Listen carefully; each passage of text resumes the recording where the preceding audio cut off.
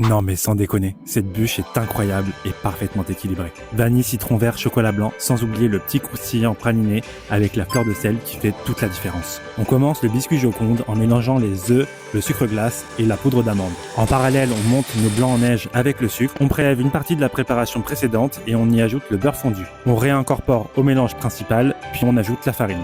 On termine en ajoutant délicatement et en plusieurs fois les blancs montés en neige, sans oublier le zeste de citron. Ça part alors au four 15 minutes à 180 degrés. Pour le croustillant praliné, on fait fondre notre chocolat blanc, on y ajoute le praliné, la recette est sur mon profil, puis la fleur de sel et les zestes de citron.